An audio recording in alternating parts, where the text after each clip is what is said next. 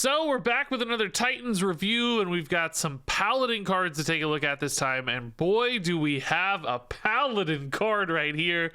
This one is scary. This is Inventor's Aura, a 2-mana holy spell.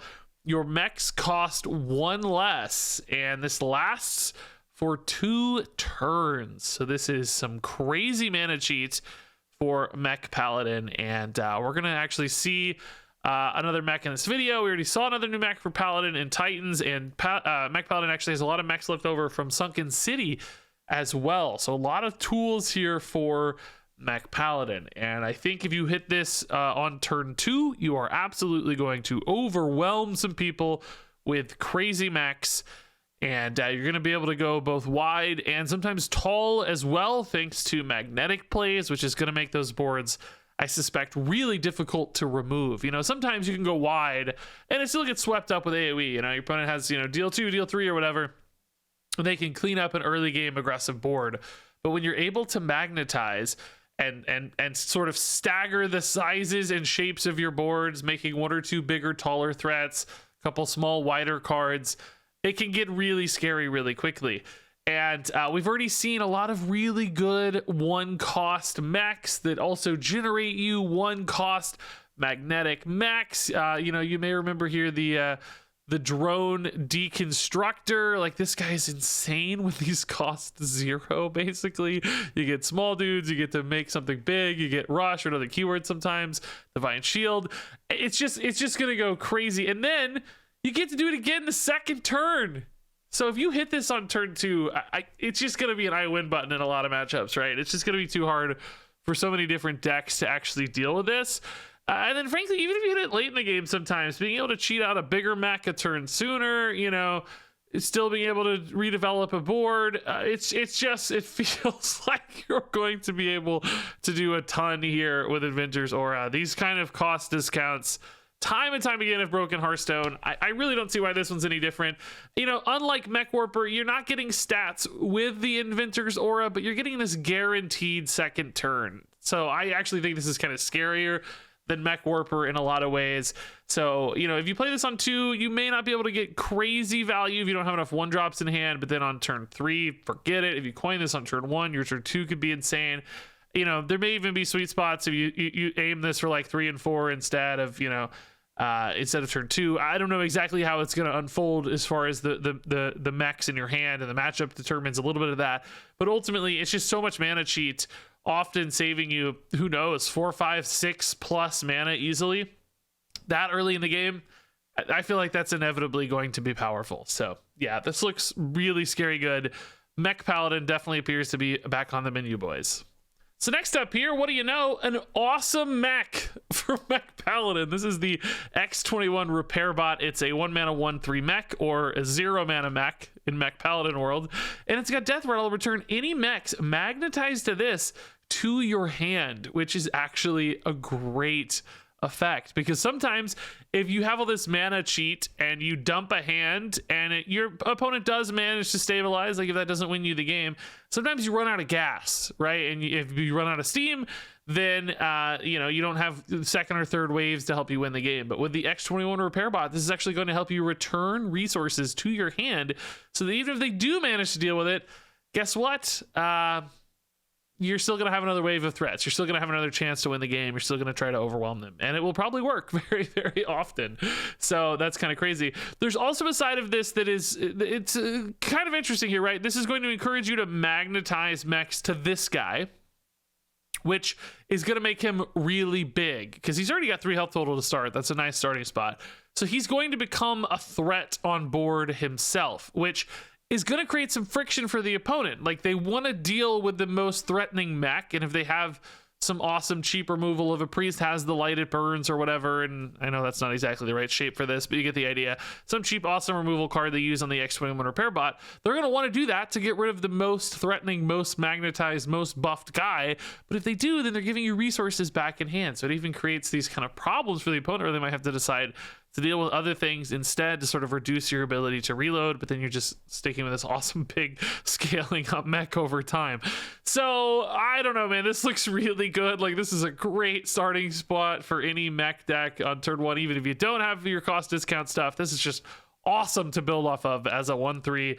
So yeah, this looks like the package that's coming together really, really strongly. So next up here, we've got a little bit of a bonus. It turns out Paladin is getting 2 new core set cards to replace the secrets in the core set for Paladin right now. These are both aura cards, which look a lot like objectives from Alterac Valley.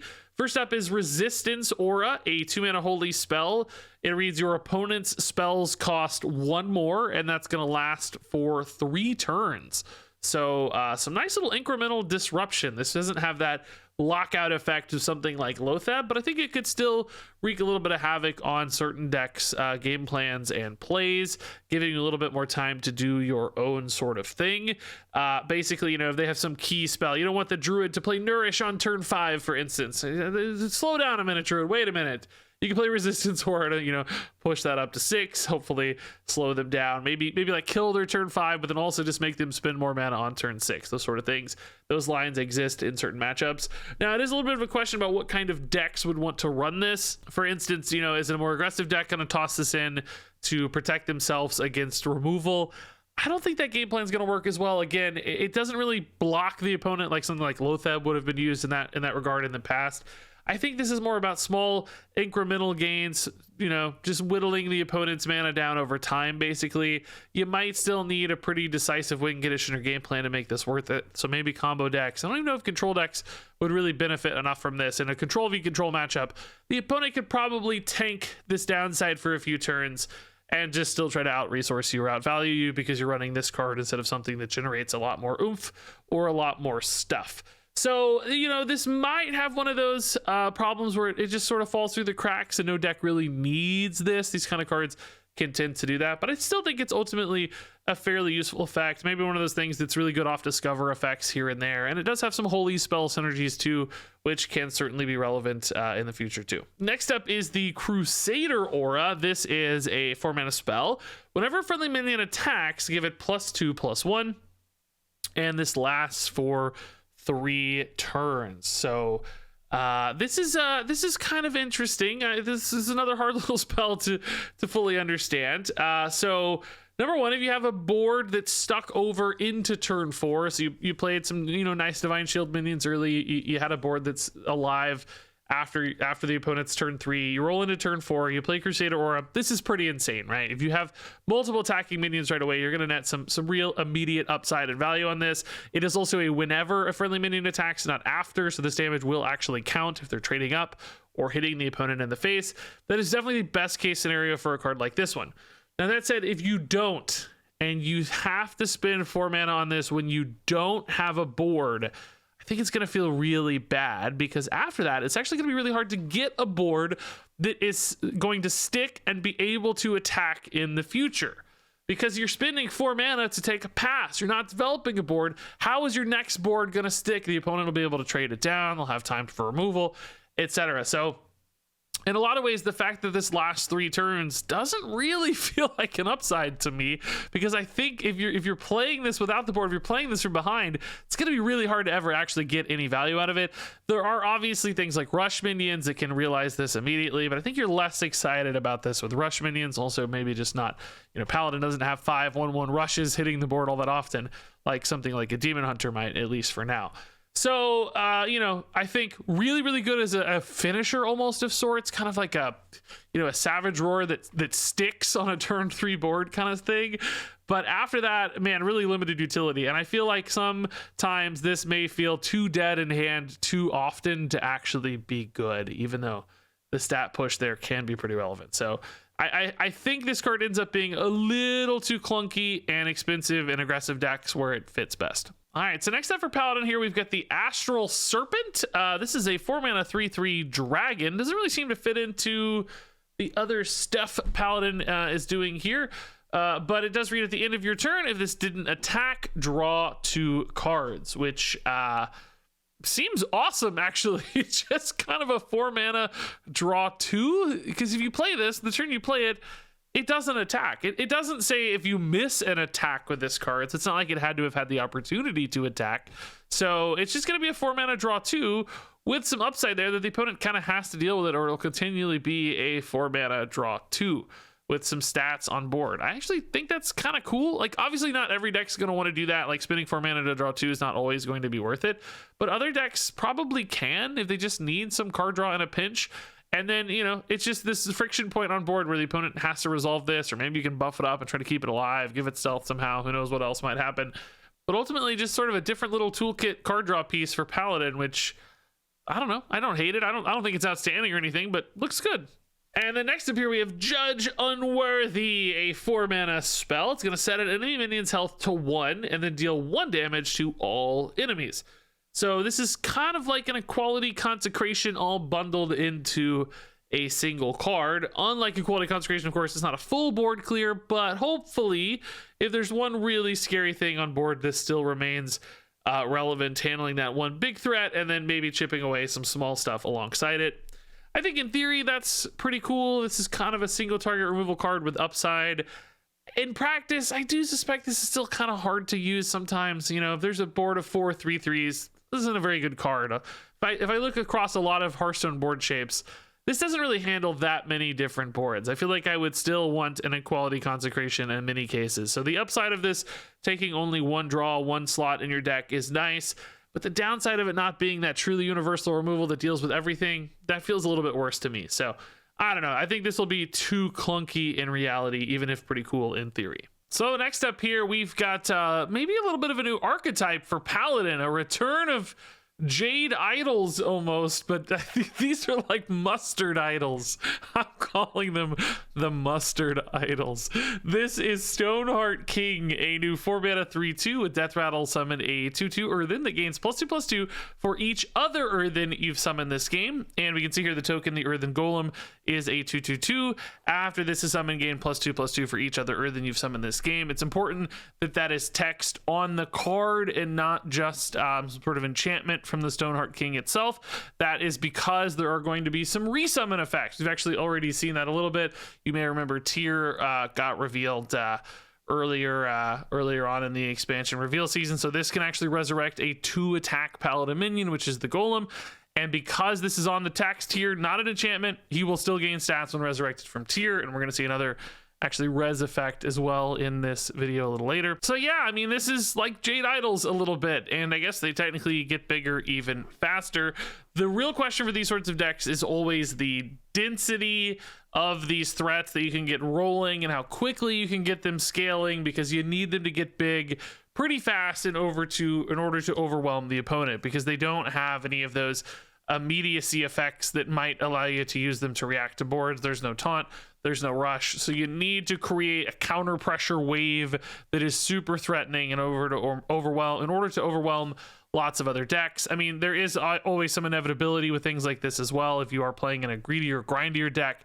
So if you're trying to be slow and just weave these in here and there to beat out some big value decks with just eventual, you know, endless golems, that's a possibility. But notably, there's not like a Jade Idol card that we see yet for these where you get truly infinite golems.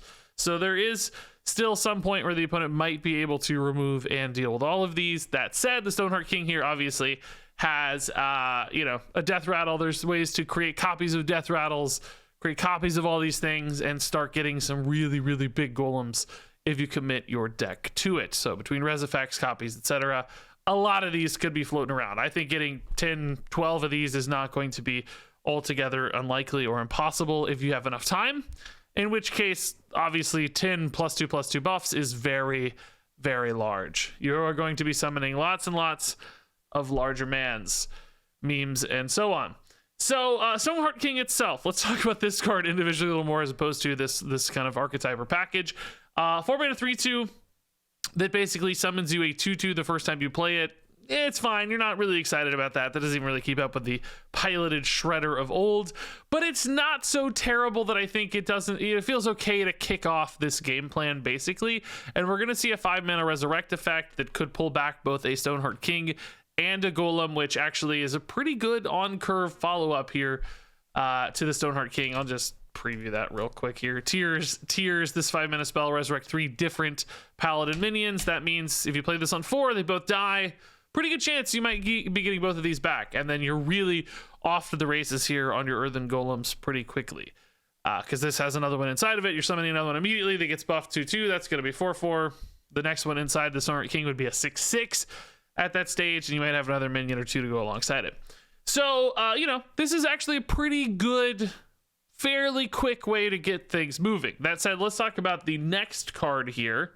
The Disciple of Amatis. Amatis, just as a reminder, is the Titan for Paladin, if you haven't seen this in a while.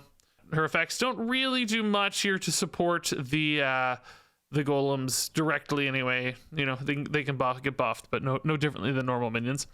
So anyway, Disciple of Amatis is a 6-mana 4/6. This one reads, at the end of your turn, summon a 2/2 Earthen that gains +2/+2 for each other Earthen you've summoned this game. Now see, this one looks a lot slower to me. This is coming down on 6, which is notably later. If you haven't already gotten a couple Earthen Golems going, in particular, this is going to be a really weak stat play on turn 6. A 4/6 and a 2/2 is like, nah. If you've gotten a few Earthen Golems going, though, and this is a 4/6 and like a 6/6 or an 8/8, a little more interesting, still fairly passive, still lets your opponent just kind of ignore these things and maybe rush you down, hit you in the face, etc. It's going to require some recovery tools and some stabilization tools to get these sort of things in play safely and have time to do that without just falling over dead. So you may need plenty of control tools, plenty of healing, those sorts of things to support this, which obviously is still hard sometimes to find moments to weave these into play.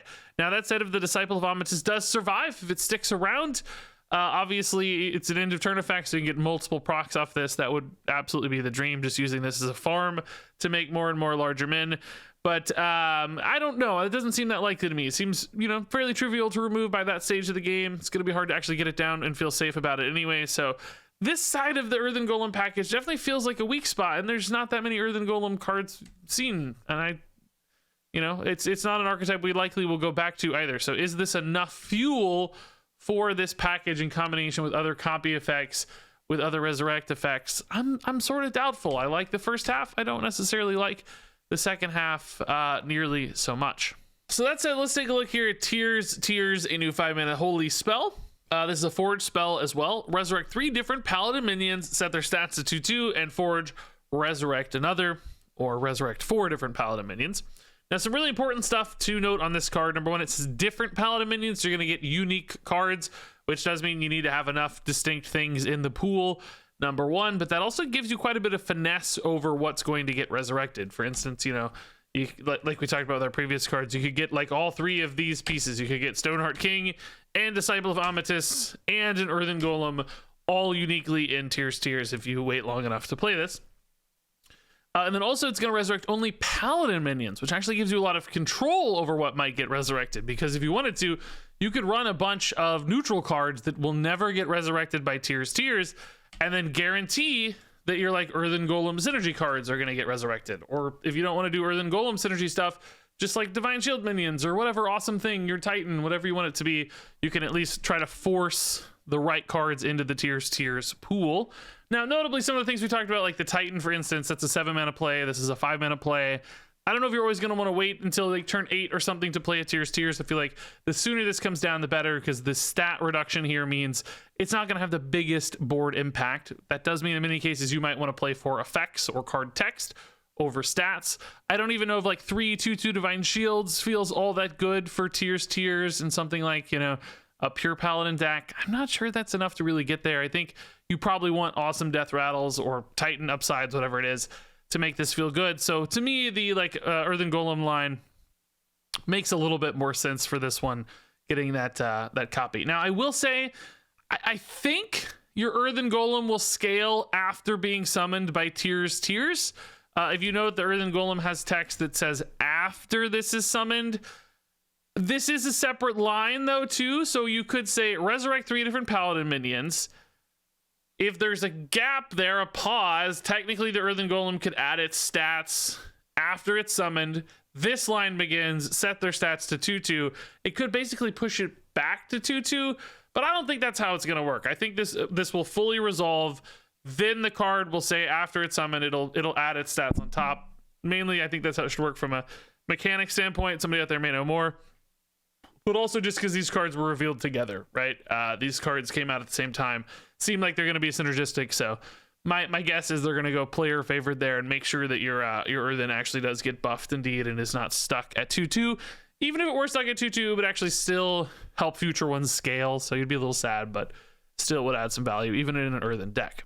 So all in all, this card's interesting, right? I think it falls in a little bit of a gap here. I'm not sure tempo decks really love this one. Like I said, the 2/2 side of this is a notable downside for tempo decks. They certainly probably don't want to spend mana forging it. I will say I think the floor on this card is pretty good. You don't have to forge this for it to feel relevant.